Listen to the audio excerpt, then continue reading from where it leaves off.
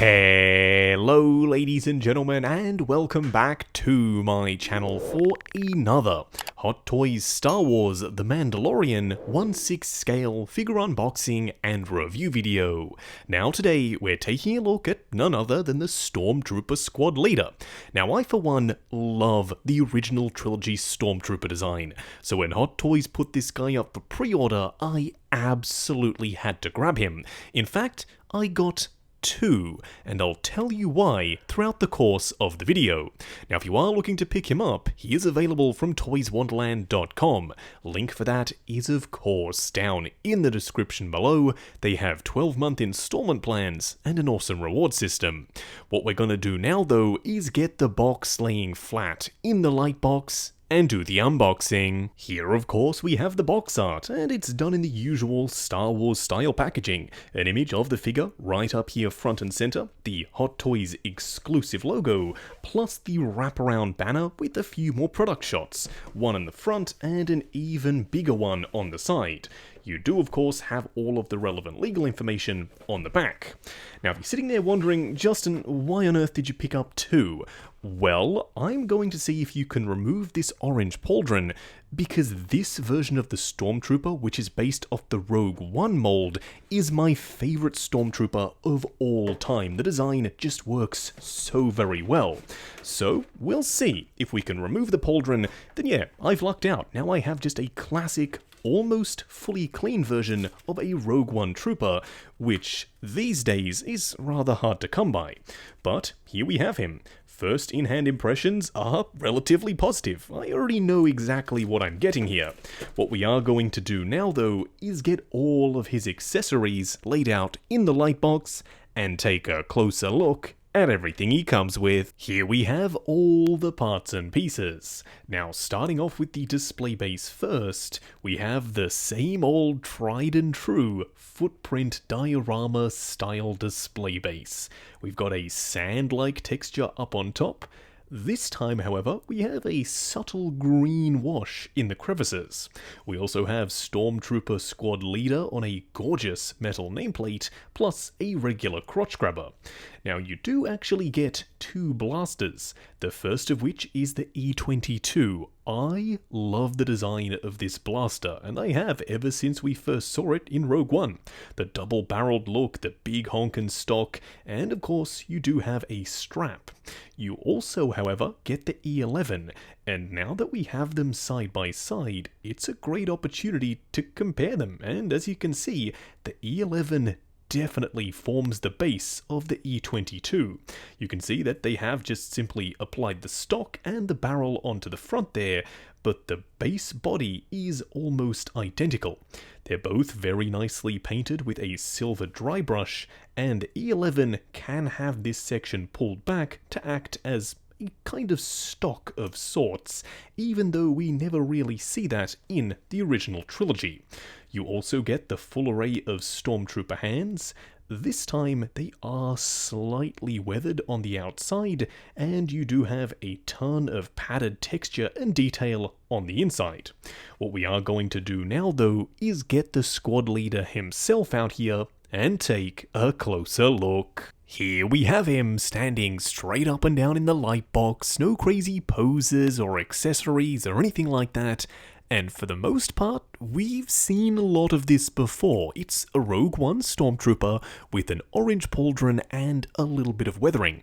Does that mean this guy isn't worth picking up? Absolutely not. It makes him even more worthwhile to pick up and add to the display, in my opinion, because the Rogue One Stormtrooper is an awesome base to start with. The articulation is a little bit more limited, which we'll touch on later on in the video, but for now, just know that, yeah, I love the way this guy looks.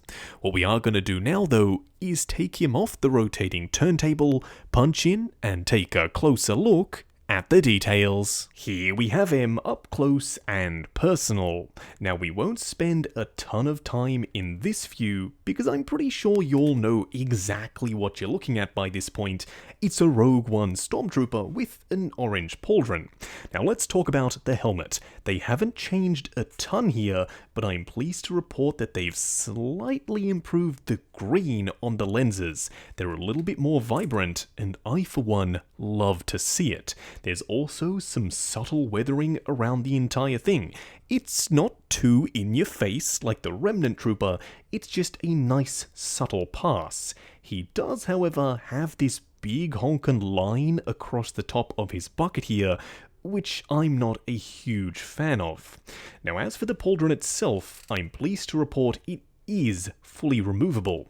It is made of a pleathery style material though, so I am worried that over time it will degrade and flake. I did have that happen to me on my Death Troopers. I would have preferred if this was a sculpted rubbery plastic just like Captain Rex, but I guess this looks and feels a little bit more realistic. But either way, if it does flake on you, just remove it, and now you have another classic original trilogy Stormtrooper. Now they have done that subtle weathering pass throughout the entire thing, just on the high traffic areas on all of the edges, especially down as you get closer to the bottom of the figure where you see a ton of dirt and grime on his boots. It's also asymmetrical, as you'd expect. This shoe isn't weathered the exact same way as the one on the other side. Now the treads underneath are very clean. I'm not exactly sure why, maybe because they wanted to keep these branding icons nice and clear, but either way I'm loving how subtle yet effective the weathering pass is. Would I have loved to have seen a super clean version? Yes, of course, but for now, I'm perfectly happy.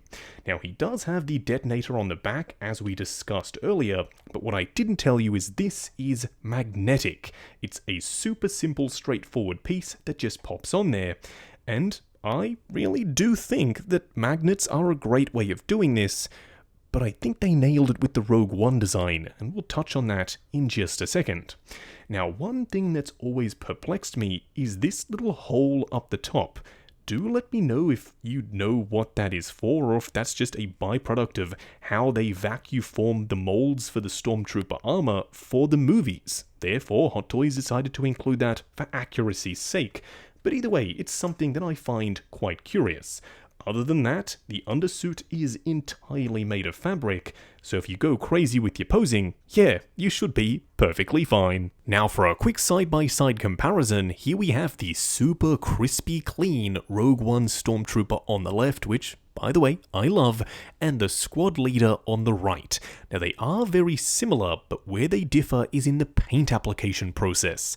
The Rogue One version is just super high gloss white, and it's slightly bluer in color, versus the new guy, which is slightly more disheveled. Maybe he's been out in the sun, he's seen a few battles, therefore his armor is slightly more yellowed, and there is a ton of scratching and dirt and grime on the surface.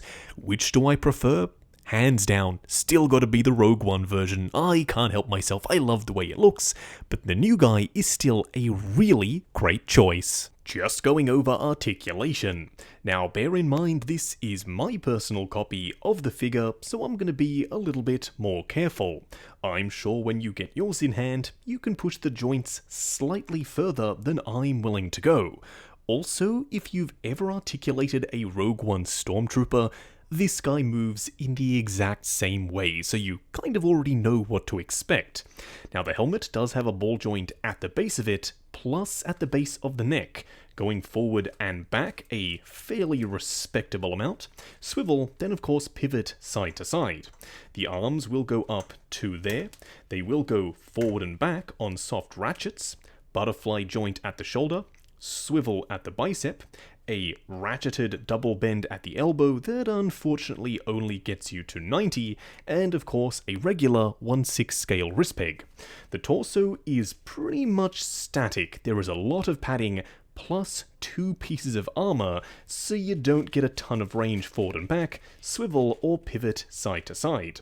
The legs are also heavily padded. So you get them going forward to there, going out to there, swivel at the upper thigh, a ratcheted double bend at the knee that once again goes to 90, plus of course a ball joint down here for the ankle. Just going over the 3 cool and 3 annoying things. The first annoying thing is that we're seeing this display base once again.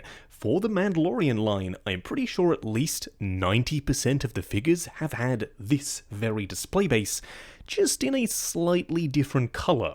This one has a little bit of a mossy green effect, which, yeah, works okay, but I still absolutely despise the fixed footprints. If you don't have him standing in these footprints, it looks kind of weird. So please, Hot Toys, stop giving us this style of display base. The second annoying thing is a bit of a weird one for me. Usually I love when Hot Toys use magnets for stuff like this, but considering we had a Rogue One Trooper where it's fully fixed, this guy was a breeze to pose. This thing never fell off. If you've ever handled a Hot Toys Stormtrooper, you'll know this thing goes flying 95% of the time. It's a right pain. So yeah, I do love magnets, but I think they should have kept this piece fixed to the belt. The third annoying thing is this line right across the front of his helmet. It's very prominent, and I don't really think it needs to be there. Bringing in my second one, he also has that line, so it wasn't an accident. I initially thought, oh, they've just misprinted that line across the top of his dome, but no, it's totally supposed to be there. The first cool thing is I'm pleased to report that if you're like me and love the Rogue One Stormtroopers, you can totally pop off the helmet, remove the pauldron, and then you have yourself another Rogue One Stormtrooper. And for those out there who like army building as much as I do, this is an awesome thing to see. The second cool thing is that you get the E11 and the E22.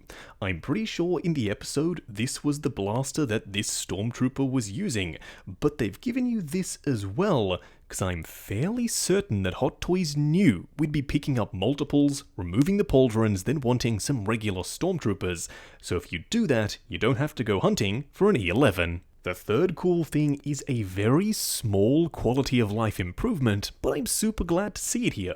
These pieces off the front of the belt are held on with these super sturdy rubber straps, compared to the Rogue One versions of this particular trooper, which had a pleather strap. They degraded for some people, so Hot Toys have made this change, and that means this should be a lot more secure. Just wrapping up on the Hot Toys Mandalorian Stormtrooper Squad Leader.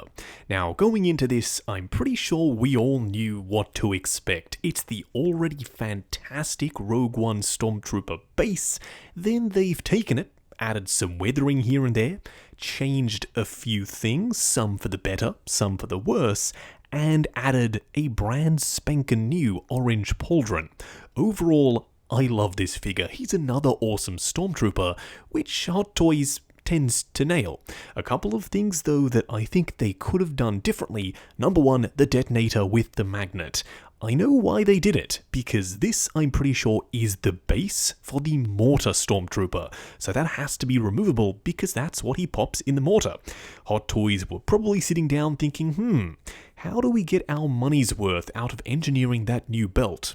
Then someone had the bright idea to pop an orange pauldron on it, make it slightly dirty, and then pop out this guy, which is exactly what they did. So that's why the thermal detonator is magnetic, not because it's a cool feature, but because it's a reuse from the mortar trooper. Overall though, I would still recommend him. The Rogue One Stormtrooper design is fantastic. It's the best 1/6 scale Stormtrooper in my opinion. Plus, if you are getting the Boba Fett 2-pack, which comes with the crushed Stormtrooper helmet, you can get a bunch of these guys, pop a couple of those crushed helmets on them, and have them posed up with your Boba Fett, so it is a win-win. I picked up 2, but I am tempted to pick up a couple more. The link to grab them is down in the description below with toyswonderland.com. They have 12-month installment plans and an awesome reward system. While you're down there, check out the link to 6 Scale Network, the Facebook group. Come along, chat figures, share photos of your collection, and of course, see what's coming up next on the channel. Like, comment, and subscribe, and we'll catch you in the next video.